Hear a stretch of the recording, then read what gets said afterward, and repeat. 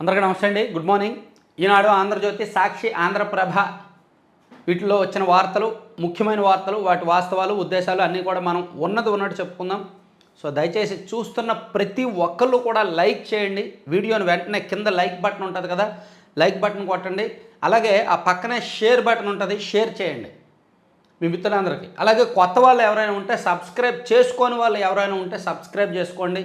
మన ఛానల్కి ఎంతో కొంత ఉపయోగపడండి. లైక్, షేరు, సబ్స్క్రైబ్ చాలా ఇంపార్టెంట్. ఇక అంశాల్లోకి వెళ్ళిపోతే హెచ్ఎంపీవీ కలకలం అని నిన్న ఒక్కరోజే 5 కేసులు బయటపడ్డాయి. తమిళనాడులో 1, బెంగళూరులో 2, అహ్మదాబాద్లో 1, చెన్నైలో 2 అంట, బెంగళూరు 2 అంట, అహ్మదాబాద్ 1 అంట. సో అన్నీ కూడా 5 నెలల శిశువులే. సో ఇక్కడ హెచ్ఎంపీవీ మీద నేను నిన్న ఒక వీడియో చేశాను. అలాగే నేషనల్ మీడియాలో వచ్చిన రకరకాల ఆర్టికల్స్ చదివాను, పెద్ద పెద్ద మీడియాల్లో వచ్చిన ఆర్టికల్స్ చదివాను. అలాగే కొంతమంది వైద్యులతో కూడా, దీని రిలేటెడ్ వైద్యులతో కూడా మాట్లాడాను. ఇది అంత భయంకరమైనది ఏమీ కాదు. పాయింట్ నెంబర్ 1, ఇది ఆ శ్వాసకోశ సంబంధిత వైరస్సే. వెళ్ళిన తర్వాత దాన్నే డిస్టర్బ్ చేయాలని చూస్తుంది. ప్లస్ కోవిడ్ అంత ప్రమాదకారి కాదు. ఇది 0.07 మాత్రమే ప్రమాదకారి. అంటే 100 మందికి సోకితే 100 మందిలో ఒక్కరిని కూడా ఇది ప్రమాదకర పరిస్థితిలోకి తీసుకువెళ్ళదు. కాబట్టి కాస్త అప్రమత్తంగా ఉంటే బెటర్ తప్ప అంతకుమించి ఇదేమీ చెయ్యదు అనేది ఆ వైద్యుల నుంచి వస్తున్న మాట అన్నమాట. సో మరీ వ్యాధి నిరోధక శక్తి తక్కువ ఉంటే, ఇమ్యూనిటీ పవర్ తక్కువ ఉంటే, లోపల ఆల్రెడీ ఇంటర్నల్ ఆర్గాన్స్ ఫెయిల్యూర్ కొంత ఉంటే, ఆల్రెడీ శ్వాసకోశ రిలేటెడ్ ఇబ్బందులు ఏమైనా, ఊపిరితిత్తులు, లంగ్స్లో కొన్ని ప్రాబ్లమ్స్ ఉన్నా, ఇంకేమైనా ఇంటర్నల్గా కొన్ని ప్రాబ్లమ్స్ ఉంటాయి, అప్పుడు ఇది కాస్త ఒక 4-5 రోజులు డిస్టర్బ్ చేస్తుంది. లోపల నుండి శ్వాస తీసుకోవడంలో ఇబ్బంది కావచ్చు, ఇంకా కొన్ని పరిణామాలు చూపిస్తుంది తప్ప అంతకుమించి ఇది ఏమీ చేయదు. వచ్చి వెళ్ళిపోయినట్టు కూడా తెలియదంట. సో ఇది ప్రమాదకారి కాదు, ముప్పేమీ లేదు. అలాగని మనం అలసత్వంగా ఉండకుండా మన జాగ్రత్తల్లో మనం ఉంటే బెటర్. ఇంతకుముందు రెగ్యులర్గా చేసినట్టే హ్యాండ్ వాష్ రెగ్యులర్గా చేసుకోవడం, అలాగే వీలైతే ఎక్కువ మంది జనసమూహం ఎక్కువగా ఉన్నప్పుడు మాస్క్ ధరించడం, అటువంటివి చేసుకుంటే బెటర్. అంతే తప్ప దీని గురించి విపరీతమైన భయం అయితే వద్దు. ఇదేమీ కొత్త వైరస్ కాదు. మీరు చూడండి, చైనాలో వచ్చిందని 3 రోజుల కిందట వార్తలు చదివాం. ఇండియాకి ఎలా వచ్చింది? వీళ్ళెవరూ కూడా ఇంటర్నేషనల్గా ట్రావెల్ చేయలే, వీళ్ళెవరూ చైనా వెళ్ళి రాలేదు, ఎక్కడికి వెళ్ళి రాలా. ఎలా వచ్చింది మరి? సో ఆల్రెడీ మన దగ్గర కూడా ఉంది, పాత ఉంది. సో ఈ వైరస్ పేరు బయటకు వచ్చేసరికి వాళ్ళు ఆల్రెడీ హాస్పిటల్లో వేరే అంశాలతో ట్రీట్మెంట్ తీసుకుంటున్నప్పుడు ఈ వైరస్ టెస్ట్ చేస్తే బయటపడింది. సో ఇది కొత్తదేమీ కాదు, అసాధారణం ఏమీ కాదు, ముప్పు లేదు అని కేంద్రం కూడా చాలా స్పష్టంగా చెప్తోంది, కేంద్ర ప్రభుత్వం కూడా. కాబట్టి దీని మీద ఎక్కువగా ఆందోళన వద్దు, స్టడీ చేయండి. పిచ్చి పిచ్చి సోషల్ మీడియా వార్తలు, ఈ మెడికల్ మాఫియా వాళ్ళు సృష్టించే వార్తలు అవేమీ నమ్మొద్దు. మెడికల్ మాఫియా వాళ్ళు దీన్ని క్యాష్ చేసుకోవాలని చూస్తారు. సోషల్ మీడియాలో పెద్ద పెద్ద స్పైసీ హెడ్డింగులు పెట్టి ఇష్టం వచ్చినట్టు రాసి పడేస్తారు. అలా జరిగింది, ఇలా జరిగిందని రాసి పడేస్తారు. అసలు పట్టించుకోవద్దు, నమ్మొద్దు. జస్ట్ నేషనల్ మీడియాలో ఇండియా టుడే కానీ, ఎన్డీటీవీ కానీ, రౌటర్స్ కానీ, ది ప్రింట్ కానీ, ది వైర్ కానీ, అటువంటి ప్రముఖ మీడియాల్లో వచ్చిన వార్తలు చదవండి. చదివి అర్థం చేసుకునే ప్రయత్నం చేయండి. అంతే తప్ప పిచ్చి పిచ్చిగా సోషల్ మీడియాలో పిచ్చి హెడ్డింగులు, పిచ్చి థంబ్నెయిల్స్ వచ్చేవేమీ కూడా పట్టించుకోవద్దు. వాళ్ళు కావాలని భయపెడతారు. కొంతమంది వ్యూస్ కోసం భయపెడతారు, కొంతమంది స్పైసీనెస్ కోసం భయపెడతారు, కొంతమంది మెడికల్ మాఫియా వాళ్ళు వాళ్ళ బిజినెస్ కోసం భయపెడతారు. అసలు పట్టించుకోవద్దు. 0.07% మాత్రమే ఇది ముప్పు. ఇది కూడా 4 నుంచి 6 రోజులే ఉంటుంది హ్యూమన్ బాడీలో. ఆ తర్వాత నిర్జీవం అయిపోద్ది, నిష్ప్రభావం అన్నమాట. ప్రభావం ఏమీ చూపించదు. కోవిడ్ ఇంకా 21 రోజుల వరకు ఉంటుంది కొంతమందిలో, 14 నుంచి 21 రోజుల వరకు కొంతమందిలో ఉంటుంది అతి తక్కువగా. ఇదైతే 4 నుంచి 6 రోజులే. ప్లస్ 10 ఏళ్లలోపు చిన్నపిల్లల్లోనే కాస్త ప్రభావం చూపిస్తుంది. అంటే ఫ్లూ, ముక్కు నాన్ స్టాప్గా కారడం కానీ, లేదా దగ్గు రావడం కానీ, జలుబు ఉండడం కానీ చూపిస్తుంది తప్ప మిగిలిన మన వయసులో అయితే అసలు ఉన్నట్టే తెలియదు అనమాట. సో అందుకే భయపడద్దు అని మాత్రమే నేను చెప్పగలను. సో అది చెప్తున్న తర్వాత ఇక్కడ మనం చూసుకుంటే త్వరలో బుల్లెట్ రైలు అంటండి. ఆధునిక మౌలిక సదుపాయాల కల్పనకు యజ్ఞం చేస్తున్నాం ప్రధాని మోదీ. తెలంగాణలో చర్లపల్లి రైల్వే టెర్మినల్ జాతికి అంకితం. నిన్న చర్లపల్లి రైల్వే టెర్మినల్ బాగుంది, బాగా కట్టారు. సో ఇప్పటికీ మన దేశంలో బుల్లెట్ రైలు తీసుకురావడానికి ప్రయత్నాలు జరుగుతున్నాయంట. దేశంలో ఇప్పటికే 50 రూట్లలో వందే భారత్ రైళ్లు ప్రారంభించాము. ఇటీవల వందే భారత్ స్లీపర్ రైలు ట్రయల్ రన్ గంటకు 180 కిలోమీటర్ల వేగంతో దూసుకెళ్ళింది. ఇది కేవలం ఆరంభం మాత్రమే. తొలి బుల్లెట్ రైలు పరుగులు తీసే రోజు ఎంతో దూరంలో లేదు అని ప్రధానమంత్రి మోదీ గారు చెప్పారు. అలాగే మధ్య అమెరికాను వణికిస్తున్న చలి 10 ఏళ్ల తర్వాత అత్యధికంగా కురుస్తున్న మంచు. అమెరికాలో విపరీతంగా మంచు తుఫాను కురుస్తుందంట. సో బాగా ఇబ్బందులు పడుతున్నారు అక్కడ జనం. అలాగే రాష్ట్రంలో సార్వత్రిక ఎన్నికల నాటితో పోలిస్తే 38,560 ఓట్లు పెరిగాయి. సో ఓవరాల్గా మన రాష్ట్రంలో 4,14,40,447 మంది ఓటర్లు ఉన్నట్టుగా తాజాగా ఎన్నికల సంఘం నిర్ధారించిందన్నమాట. సో కొత్త ఓటర్ల జాబితా విడుదల చేశారు. ఇక మావోయిస్టుల ఘాతుకం. భారీ ఐఈడీతో బలగాల వాహనం పైల్చివేత. 8 మంది జవాన్లు, వాహనం డ్రైవర్ దుర్మరణం. ఛత్తీస్గఢ్ బీజాపూర్ జిల్లాలో దుర్ఘటన. ఆపరేషన్ పూర్తి చేసుకుని వస్తున్న 12 వాహనాల కాన్వాయ్పై గురి. మృతులు డిఆర్జీ బస్తర్ ఫైటర్స్ జవాన్లు. 2 ఏళ్లలో ఇదే అతిపెద్ద దాడి. ఆపరేషన్ కగారులో పైచేయి సాధిస్తూ వస్తున్న భద్రతా బలగాలపై మావోయిస్టులు అనూహ్యంగా పంజా విసిరారు. ఛత్తీస్గఢ్లోని బీజాపూర్ జిల్లాలో సోమవారం జవాన్లు వెళ్తున్న వాహనాన్ని ఐఈడీ ఇంప్రూవైజ్డ్ ఎక్స్ప్లోజివ్ డివైస్తో పేల్చివేశారంటండి. మొత్తం దీనిలో 9 మంది మరణించారంట. సో దీనికి ఖచ్చితంగా రివెంజ్ గట్టిగానే ఉంటుంది. ఛత్తీస్గఢ్లో ఇప్పటికీ కూడా మన దగ్గర కాస్త తగ్గింది మావోయిస్టుల ప్రభావం, తెలంగాణలో కాస్త తగ్గింది, ఒడిశాలో కొన్ని ప్రాంతాల్లో ఇప్పటికీ ఉంది, ఛత్తీస్గఢ్లో అయితే ఇంకా ఎక్కువ ఉంది. సో అందుకే ఛత్తీస్గఢ్ పూర్తి స్థాయిలో అభివృద్ధి చెందలేకపోతున్నారు. ఇక 6 గంటలో 25 ప్రశ్నలు. వైకాపా ఎంపీ విజయసాయిరెడ్డి సుదీర్ఘ విచారణ. జుజుబి ఆయనకి ఇవన్నీ కూడా ఎన్ని చూసుంటాడు. ఇవన్నీ చూశాక ఆయన జుట్టు పడిపోయింది. ఎన్ని చూసుంటాడో ఆయన జుట్టు. అసలు 25 ప్రశ్నలు కాదు, 25,000 ప్రశ్నలు వేసినా ఆయనకు జుజుబి ఒకే ఆన్సర్ చెప్తాడు. 6 గంటలు కాదు, మీరు 6 రోజులు విచారించండి, 25,000 ప్రశ్నలు వేయండి, ఆయన దొరకడు. అది ఎవరు అనుకున్నావు, ఆయన సీఏల్లో కూడా అత్యంత, మళ్ళీ నా నోటి నుంచి ఒక మాట వచ్చింది, కొన్ని మింగేస్తున్నాను, కానీ ఈయన దొరికే టైప్ కాదు. ఈయన తప్పు చేశాడు అని దొరకబెట్టాలంటే వేరే మార్గంలో వెళ్ళాలి తప్ప మనోడిని అడిగితే ఏమీ చెప్పడు. ఎందుకంటే అంతర్జాతీయ స్థాయిలో ఈయనంత ముదురు, ఈయనలాగా ఆర్థిక నేరాలు చేసేంత ముదురు నాకు తెలిసి ఇంకెవరు లేరు ఇప్పుడు ప్రస్తుతం సమకాలికంగా. పాపం కొంతమంది బ్యాంకుల నుంచి అప్పులు తీసుకొని ఎగ్గొట్టేసి వెళ్ళిపోతారు. ఆ బ్యాంకుల నుంచి అప్పులు తీసుకొని ఎగ్గొట్టేసి వెళ్ళిపోతారు. వాళ్ళు దొరికిపోతారు. వీళ్ళు దొరకనివి ఎన్నెన్నో చేస్తుంటారు. వీళ్ళు దొరకరు, ఆధారాలు దొరకవు. ఎందుకంటే ముదురులో ఆ తెలివితేటలు ఉన్నాయి. సో 2,500 ప్రశ్నలు వేయండి, 25,000 ప్రశ్నలు వేయండి, 6 గంటల పాదు 6 నెలలు విచారించండి, ఆయన అయితే దొరకడు. మీరు వేరే మార్గంలో ఆధారాలు కావాలంటే తీసుకోండి. ఆయన మామూలుడు కాదు. ప్లస్ ఇవన్నీ ఎప్పుడో 12 ఏళ్ల కిందట 14 ఏళ్ల కిందటే చూశాడు ఇవన్నీ. సిబిఐని చూశాడు, ఈడీని చూశాడు, ఆయన అందరినీ చూశాడు. మీరు ఎఫ్బిఐ తీసుకొచ్చినా లొంగడు ఆయన. ఇవన్నీ జుజుబి అనమాట. తర్వాత పొన్నవోలు కుమారుడికి ఆగమేఘాలపై గ్రానైట్ లీజు. వైకాపా సర్కారు జమానాలో పరుగులు పెట్టిన ఫైల్. 39 రోజుల్లో సిఫార్సు, 78 రోజుల్లో ప్రాథమిక ఆమోదం. 11 నెలల్లో ప్రక్రియ పూర్తి. శ్రీకాకుళం జిల్లాలో గనులు కేటాయించిన వెంకటరెడ్డి. జగన్ ప్రభుత్వ హయాంలో మైనింగ్ లీజుల కోసం వేల దరఖాస్తులు పెండింగ్లో ఉన్నా పట్టించుకొని గనుల శాఖ అధికారులు. అప్పట్లో ప్రభుత్వ అదనపు న్యాయవాదిగా పనిచేసిన పొన్నవోలు సుధాకర్ రెడ్డి కుమారుడి గ్రానైట్ లీజు దస్త్రాన్ని మాత్రం వేగంగా పరుగులు పెట్టించారు. అర్జీ అందిన వెంటనే స్థానిక అధికారి నుంచి గనుల శాఖ డైరెక్టర్ వరకు ప్రతి స్థాయిలో ఆగమేఘాల మీద స్పందించి అనుమతులు జారీ చేశారంట. సో ఇది పొన్నవోలు సుధాకర్ రెడ్డి కుమారుడు కార్తీక్ రెడ్డికి అప్పనంగా లీజు కట్టబెట్టారు. అందుకే ఆయన ఇలా ఒకటండి, వైసీపీలో పనిచేసిన వాళ్ళు ఎవరు జగన్మోహన్ రెడ్డి గారి మీద అభిమానంతో పనిచేయలా, వైసీపీ పార్టీ పట్ల ఎమోషన్తో పనిచేయలా. పాపం కార్యకర్తలు, ఏమీ తెలియని వైసీపీ క్షేత్రస్థాయి కార్యకర్తలు పనిచేశారు పార్టీ కోసం నిస్వార్థంగా. కానీ మధ్యలో వచ్చిన వాళ్ళందరూ కూడా ఇదిగో ఈ పొన్నవాళ్ళు లాంటి వాళ్ళు, వీళ్ళంటి వాళ్ళు చాలామంది డబ్బుల కోసమో లీజుల కోసమో పనిచేశారు తప్ప నిజాయితీగా నిష్కల్మషంగా అభిమానంతో పనిచేయలే. అందుకే పార్టీ అలా కూలిపోయింది. నిజంగా ఎమోషన్తో పనిచేసే వాళ్ళు ఆ పార్టీలో లేరు. ఆ పార్టీ ఇచ్చే పెక్స్ కోసం, డబ్బుల కోసం, అంతేందుకు సోషల్ మీడియా కార్యకర్తలకు పేటీఎం అలవాటు చేశారు. వాళ్ళు కూడా పేటీఎం వచ్చినంతకాలం పనిచేశారు. ఇప్పుడు డబ్బులు ఇవ్వట్లేదు, పనిచేయడం ఆపేశారు చాలామంది. ఏదో అతి కొద్దిమంది జగన్మోహన్ రెడ్డి గారి మీద అభిమానంతో అభిమానాన్ని చంపుకోలేక కొంతమంది పనిచేస్తున్నారు. అటువంటి వాళ్ళు నిజమైన కార్యకర్తలు, అటువంటి వాళ్ళు పార్టీకి ఉపయోగం. డబ్బులు ఇస్తే పనిచేసేవాళ్ళు, గ్రానైట్ లీజులు ఇస్తే పనిచేసేవాళ్ళు ఆ పార్టీకి ఎందుకు? అందుకే ఆ పార్టీ అలా ఉందన్నమాట, కుప్పకూలిపోయింది. తర్వాత ప్రతి ఇంటికి సౌర విద్యుత్తు కుప్పంలో మొదలు, తర్వాత రాష్ట్రమంతా అమలు. వాట్సాప్ గవర్నెన్స్తో సెల్ ఫోన్లోనే 150 సేవలు, పకడ్బందీగా భూముల సర్వే. కుప్పం పర్యటనలో ముఖ్యమంత్రి చంద్రబాబు. సో ఈ ప్రతి ఇంటి మీద కూడా సోలార్ పవర్ ప్లాంట్ పెట్టించేలాగా సోలార్ ప్యానల్స్ పెట్టించి దాని ద్వారా కరెంటు ఉత్పత్తి చేసి ఇంట్లో వాడకం జరిగేలాగా చంద్రబాబు గారు నిన్న కుప్పంలో ప్రారంభించారు. ఆ తర్వాత రాష్ట్రం అంతటా కూడా అదే చేస్తామన్నారు. అయితే దీనిలో ఒకటి మెయిన్, ఆ ప్యానల్స్ మంచి క్వాలిటీ వస్తే, ప్యానల్స్ క్వాలిటీ ఎంత బాగుంటే పవర్ ప్రొడక్షన్ అంత బాగుంటుందన్నమాట.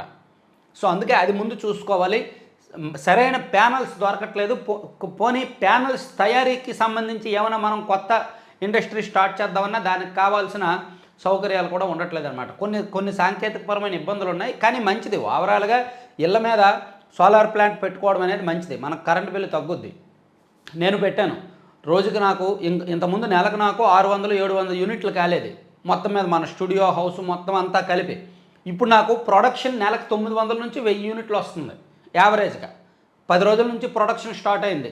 రోజుకు 30 నుంచి 35 యూనిట్లు వస్తుంది. నేను 8 kV పెట్టించాను అనమాట. అలా డిఫరెంట్, అంటే సెపరేట్ వీడియో చేస్తానులే డీటెయిల్డ్గా. దానిలో ఉన్న ప్రతిబంధకాలు ఏంటనేది కూడా మొత్తం చెప్తాను. తర్వాత పాఠశాలలకు సంక్రాంతి సెలవులు 10వ తేదీ నుంచి అంట. రాష్ట్రంలో పాఠశాలలకు జనవరి 10 నుంచి 19 వరకు సంక్రాంతి సెలవులు ఇవ్వబోతున్నారంటండి. ఓకే. తర్వాత నల్లమల అడవుల్లో భూగర్భ సొరంగం దాదాపు 27 కిలోమీటర్ల పొడవు నిర్మాణం. లోపలికి వెలుపలికి మార్గాలు అడవుల బయట. గోదావరి బనకచెర్ల అనుసంధానం కోసం ప్రతిపాదన. సో ఇక్కడ గోదావరి నుంచి బనకచెర్లకు నీళ్లు తీసుకువెళ్ళడానికి గోదావరి అంటే పోలవరం నీళ్లు ఆ రైట్కి మెయిన్ కెనాల్ ద్వారా ప్రకాశం బ్యారేజ్కి తీసుకొస్తారు కదా. సో అక్కడ నాగార్జున సాగరు, శ్రీశైలం ఉంటుంది. అక్కడ నాగార్జున సాగర్ నుంచో లేదంటే శ్రీశైలం నుంచి బొల్లాపల్లి తీసుకొస్తారు. సో బొల్లాపల్లి నుంచి బనకచెర్ల వెళ్తారనమాట. బొల్లాపల్లి నుంచి బనకచెర్ల వెళ్ళే మార్గంలో దట్టమైన అటవీ మార్గాలు, కొండ ప్రాంతాలు ఎక్కువగా ఉంటాయి.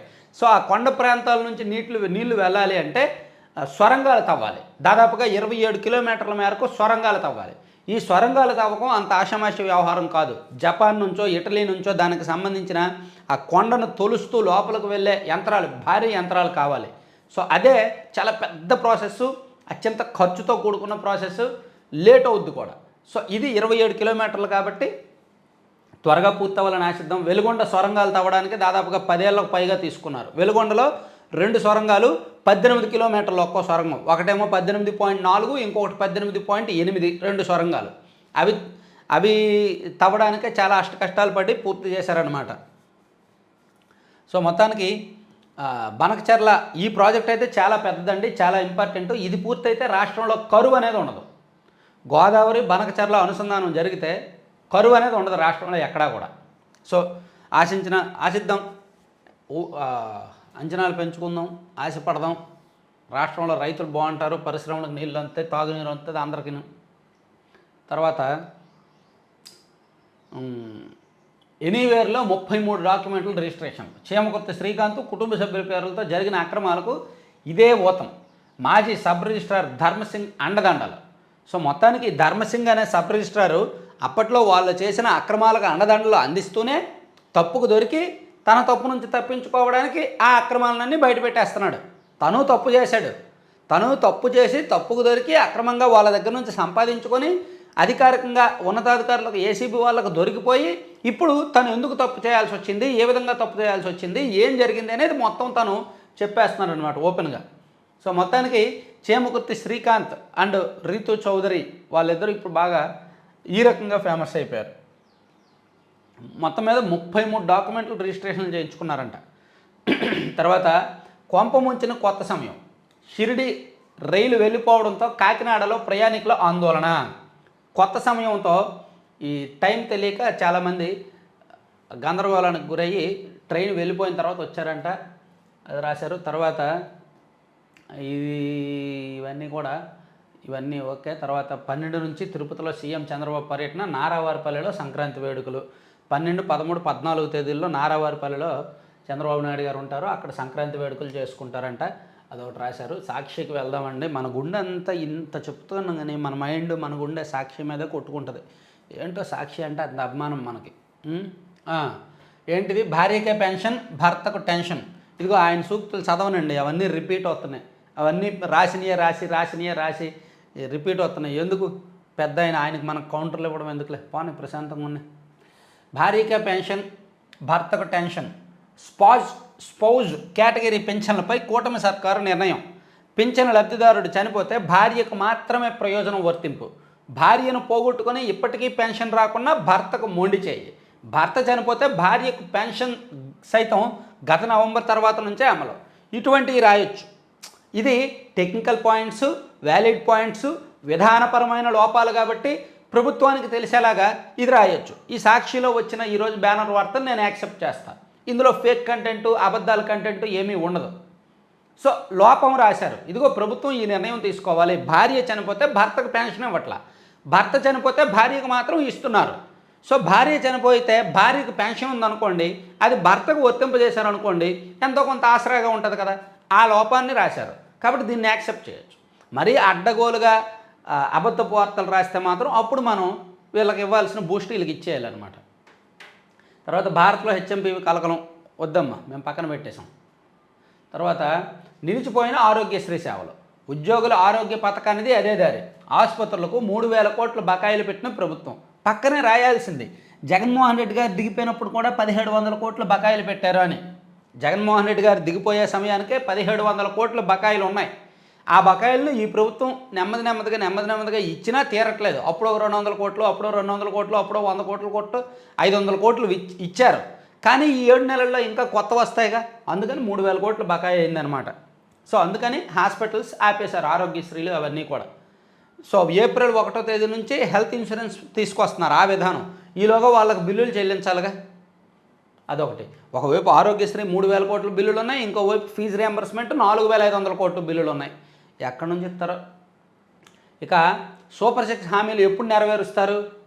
మంత్రి లోకేష్ నిలదీసిన మహిళలు. తల్లికి వందనం ఎందుకు అమలు చేయట్లేదని ప్రశ్నల వర్షం. 18 ఏళ్ళ నిండిన మహిళలకు ప్రతి నెల 1,500 ఎప్పుడు ఇస్తారంటూ ఆగ్రహం. ఉచిత బస్సు ఎప్పుడంటూ అక్క చెల్లెమ్మని నిలదీత. పశ్చిమ గోదావరి జిల్లా పర్యటనలో కంగుతున్న లోకేష్. ప్రభుత్వం వద్ద నిధులు లేవంటూ సమాధానం దాటవేత. ఇది బహుశా ఫేక్ అయి ఉంటుందండి. వీళ్ళెవరో వైసీపీ వాళ్ళు సెటప్ చేసినట్టున్నారు. లేకపోతే వాళ్ళకి ఎందుకు ఉచిత బస్సు? వాళ్ళు ఏమైనా తిరుగుతారా?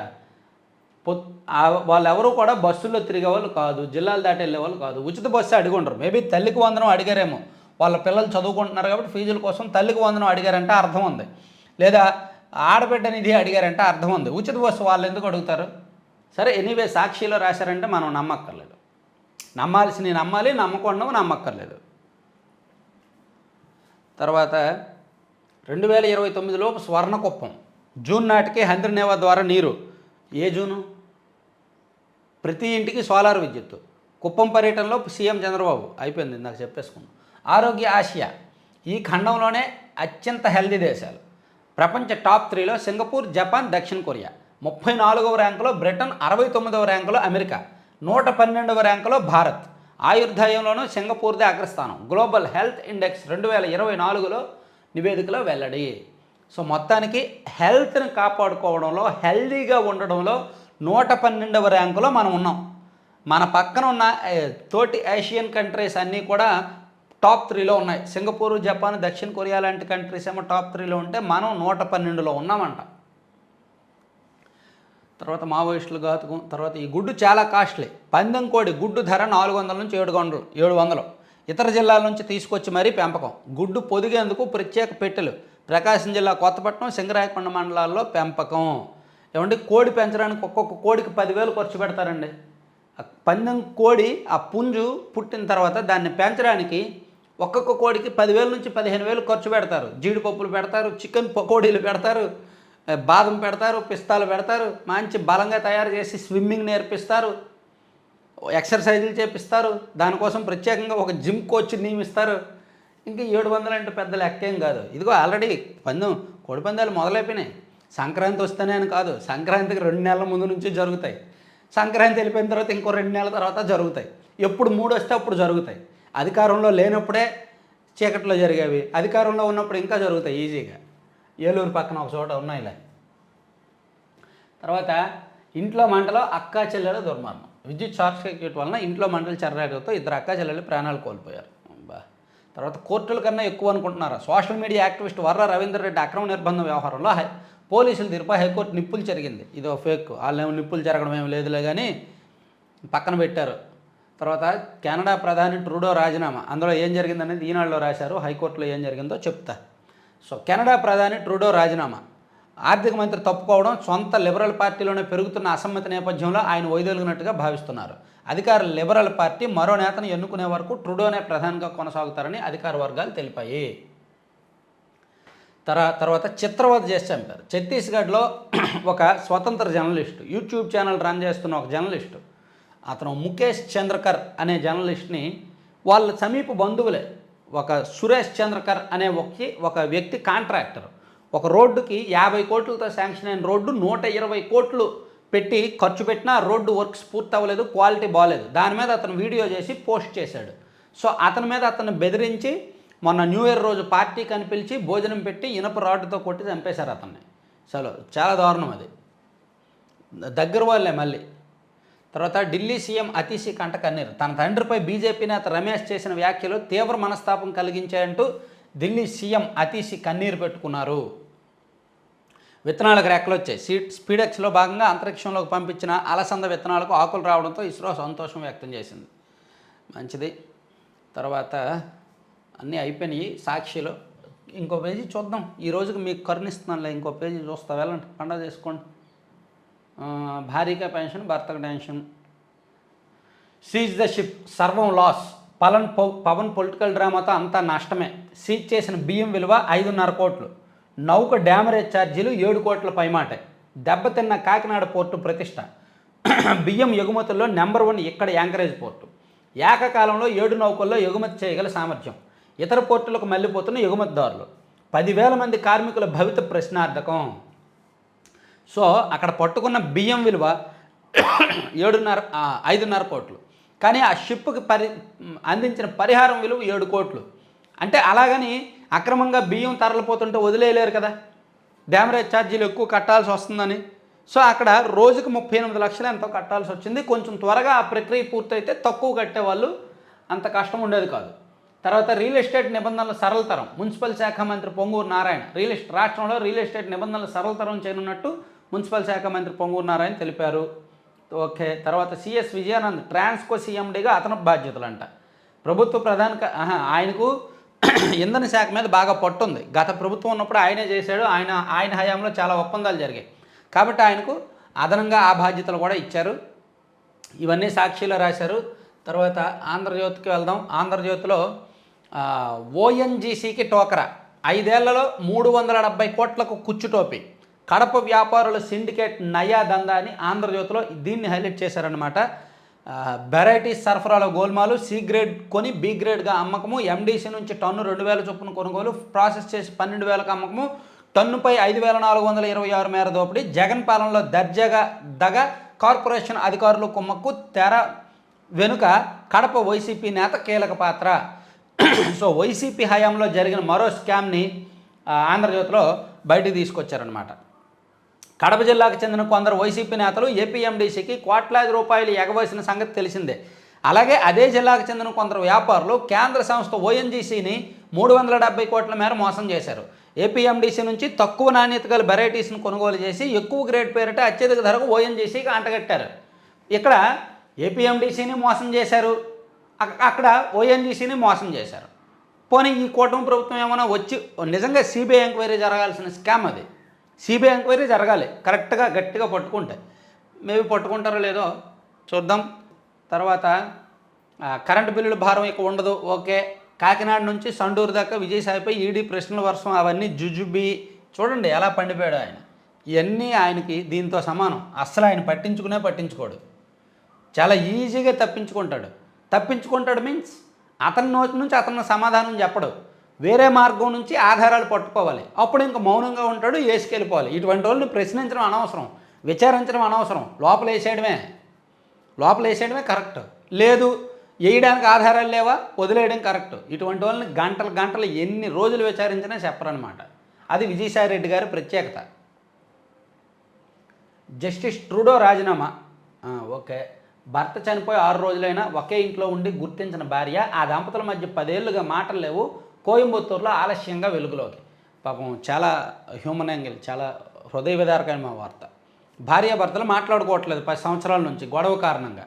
భర్త చనిపోయాడన్న విషయం కూడా భార్యకి తెలియలేదు. 6 రోజులైనా సరే తెలియలేదు ఆ భార్యకి. భర్త ఆ రూమ్లో ఉన్నాడు, ఆమె వేరే రూమ్లో ఉంటారు, భర్త వేరే రూమ్లో ఉంటారు ఒకే ఇంట్లో ఉన్నప్పటికీ. సో ఆ భర్త చనిపోయినా ఆమెకు తెలియక 6 రోజుల తర్వాత ఏదో దుర్గంధం రావడంతో పక్కన వాళ్ళు చెప్తే వెళ్ళి చూసిందంట మహాతల్లి. కోయంబత్తూరులో జరిగింది అది. ఇద్దరిని బలిగొన్న పొగమంచు. తిరుపతి జిల్లాలో కాలినడకన భక్తులపైకి దూసుకెళ్ళిన 108. ఒకరి పరిస్థితి విషమం, 4గురికి గాయాలు. 2 పిల్లలను హతమార్చి టెకీ దంపతులు. కక్షలోకి అలసంద మొలకలు. ఇందాక చెప్పుకున్నాం. టీచర్ల పనితీరుకు పాయింట్లు ఇస్తారంటండి. టీచర్ల పనితీరుకి పాయింట్లు ఇస్తారంట, వాళ్ళ పనితీరుని కొలుస్తారంట, దాని ఆధారంగా వాళ్ళకి ప్రయారిటీ ఇస్తారంట. బదిలీల్లో కానీ ఎక్కడైనా సరే సబ్జెక్టుల వారీగా వేరువేరు ప్రామాణికాలు. పీఈటీలకు స్పోర్ట్స్, సైన్స్ టీచర్లకు ఫెయిర్లు అంటే, గణిత ఉపాధ్యాయులకు ఒలింపియాడు, భాషా టీచర్లకు వేరువేరు ప్రాతిపదికలు. పనితీరులో పోటీ పడేలా సరికొత్త ఆలోచన. బదిలీ చట్టం పైన పాఠశాల విద్యాశాఖ కసరత్తు. ఏం చేసినా సరే టీచర్లు యూనియన్లతో మాట్లాడి సంప్రదించి చేయడం మంచిది. ప్లస్ వాళ్ళకి 5వ తేదీలోగా జీతాలు ఇచ్చేలాగా జాగ్రత్తలు తీసుకుంటే బెటర్. జీతాలు లేట్ అవుతున్నాయి అంట. ఎన్ని మారిస్తే ఏం లాభం, జీతాలు లేటుగా ఇస్తే. తర్వాత ఓకే, ఇవన్నీ ఆంధ్రజ్యోతిలో మొదటి పేజీలో వచ్చిన వార్తలు. ఆంధ్రజ్యోతిలో నెక్స్ట్ పేజీకి వెళ్దాం. నెక్స్ట్ పేజీలో కూడా ఇవి కంటిన్యూషన్. తర్వాత పెరిగిన ఏపీ తీరం పొడవు. ఇది ఒక ఆసక్తికరమైన వార్త అండి. గతంలో 1970లో మన రాష్ట్రంలో ఆంధ్రప్రదేశ్లో సముద్ర తీరం 973 కిలోమీటర్లు ఉంటే ఇప్పుడు 1053 కిలోమీటర్లు ఉంది. సో ప్రస్తుతం దేశవ్యాప్తంగా గుజరాత్లో అత్యధికంగా 2340.62 కిలోమీటర్లు సముద్ర తీరం ఉండగా సెకండ్ ప్లేస్లో తమిళనాడు ఉంది, 1068.69 కిలోమీటర్లు ఉంది. థర్డ్ ప్లేస్లో ఆంధ్రప్రదేశ్ ఉంది, 1053.7 కిలోమీటర్లు ఉందన్నమాట. సో మొత్తం మీద 3వ స్థానంలో ఆంధ్రప్రదేశ్ ఉంది. ఇంతకుముందు 2వ స్థానంలో ఉండేవాళ్ళం, ఇప్పుడు 3వ స్థానంలో ఉన్నాం సముద్ర తీరం పొడవులో. తర్వాత ఏపీకి పోలవరం జీవనాడి. కిరణ్ కుమార్ రెడ్డి, మీరు చెప్తేనే తెలిసింది మాకు. విశాఖ ఉక్కును విక్రయించొద్దు, నిధులిచ్చి బలోపేతం చేయాలి. ఇతర ప్రభుత్వ రంగ సంస్థలను కూడా. కేంద్ర ఆర్థిక మంత్రికి బిఎంఎస్ వినతి. చూద్దాం, నరేంద్ర మోదీ గారు రేపు వస్తున్నారుగా విశాఖకు. మరి విశాఖ ఉక్కు మీద స్పష్టమైన హామీ ఇస్తారా లేదా, కీలక ప్రకటన చేస్తారా లేదా చూద్దాం. సెయిల్లో విలీనమన్నారు, ఒక పుకారు రేపారు, కానీ అది జరగలేదు. పాపం వాళ్ళకి 3 నెలల నుంచి వేతనాలే లేవు విశాఖ ఉక్కు కార్మికులకి. సో నరేంద్ర మోదీ గారు పర్యటన మీద చాలా ఆశలు ఉన్నాయన్నమాట. ఇద్దరిని బలిగొన్న పగ, ఇదంతా ఓకే. ఆంధ్రజ్యోతి. తర్వాత ఆంధ్రప్రభకు వెళ్తే, ఆంధ్రప్రభలో భారత్లో చైనా వైరస్ అని దానికి ఎలా అంటారు, పిల్లలు భారత్లో ఇప్పుడు ఇండియాలో వచ్చిన 5గురు కూడా ఏమి చైనా వెళ్ళి రాలేదు, వాళ్ళకేమి ఇంటర్నేషనల్ ట్రావెల్ చేసిన హిస్టరీ లేదు. సో దాన్ని చైనా వైరస్ అనొద్దు. ఇంకా కుప్పంలో ఇంటింటికి సౌర విద్యుత్ ఓకే, టెస్టింగ్ కిట్లు రెడీ చేయండి ఓకే.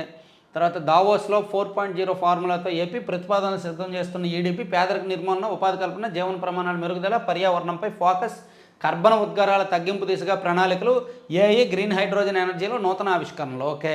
తర్వాత డిగ్రీ సిలబస్లో చాగంటి పాఠాలు, కొత్తగా నైతిక విలువల పాఠ్యాంశాలకు ప్రాధాన్యత, క్రెడిట్లు వెయిటేజీల్లో మార్పులు. సో చాగంటి గారిని నైతిక విలువల సలహాదారుగా తీసుకున్నారు కదా.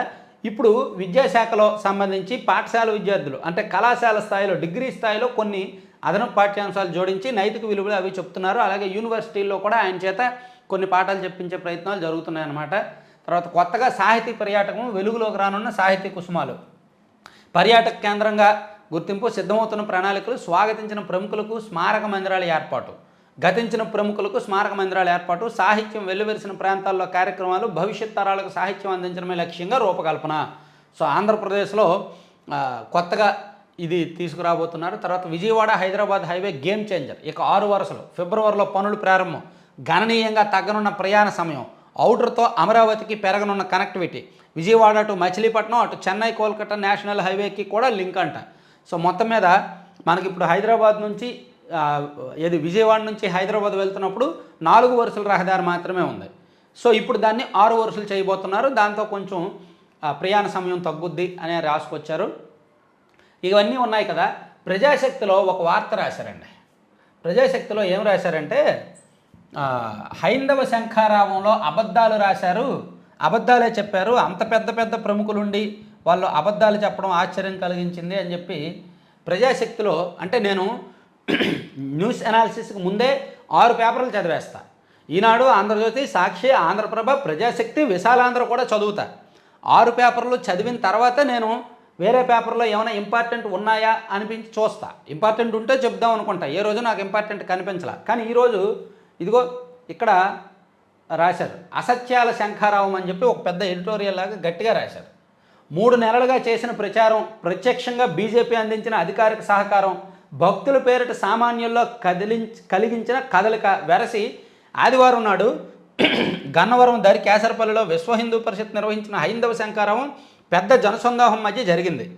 సో ఇదంతా రాస్తూనే ఇందులో వచ్చిన ప్రముఖులందరూ, మాట్లాడిన ప్రముఖులందరూ ఎక్కువగా అబద్ధాలు చెప్పారు, చాలా అతిశయోక్తులు చెప్పారు అని చెప్తూనే గత ప్రభుత్వ హయాంలో జరిగిన వ్యవహారాలు అవి ఇవి రాసుకొచ్చారనమాట కొంచెం గట్టిగా. అంటే ప్రజాశక్తి మీన్స్ ఇది సిపిఎంకి సంబంధించిన పత్రిక కాబట్టి వాళ్ళ భావజాలానికి తగ్గట్టు వాళ్ళు ఒక వార్త రాశారు. వాళ్ళ భావజాలం ఎలా ఉంటుందో అందరికీ తెలుసు కదా.